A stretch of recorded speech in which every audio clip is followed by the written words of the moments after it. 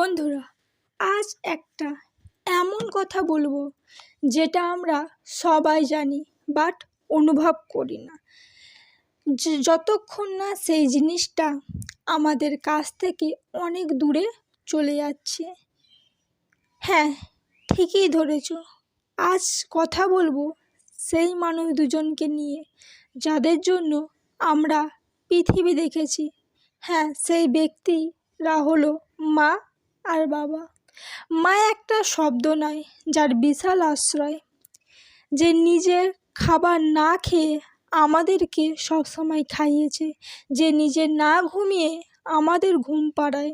আর বাবা বাবা মানে একটা অদৃশ্য পাহাড়, যার কাঁধে ভর করেই আমরা সাহস পাই, দাঁড়াতে পারি আর স্বপ্ন দেখতে পারি। একটা সময় ছিল যখন আমরা হাঁটতে শিখিনি, তারা আমাদের হাত ধরে হাঁটতে শিখিয়েছে।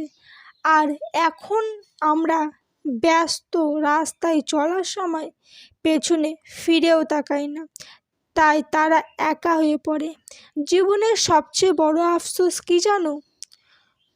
যখন তারা পাশে থাকবে না, তখন বলবো, ইস, আর একটু সময় যদি দিতাম মা বাবাকে, যদি আর একটু সময় তাদের সঙ্গে বসে গল্প করতাম। কিন্তু তখন তারা আমাদের সাথে থাকবে না, আর সময় সেও ফিরে আসবে না। তারা আমাদের কাছে টাকা পয়সা, বাড়ি গাড়ি বা বড় কোনো উপহার চায় না। তারা শুধু চায় আমাদের ভালোবাসা, আমাদের থেকে একটু সময় আর একটা ফোন কল। তাই আজই এখনই মাকে বলো, মা আমি তোমাকে খুব ভালোবাসি। বাবাকে বলো, বাবা আমি যা কিছু হতে পেরেছি সব তোমার জন্য বা তোমাদের জন্য, কারণ একদিন তারা স্মৃতি হয়ে যাবে।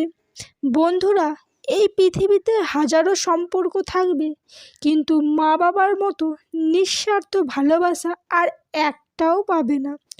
যতটা পারো তাদের সময় দাও, তাদের ভালোবাসো, কারণ একটা সময় পর তাদেরকে আর কাছে পাবে না।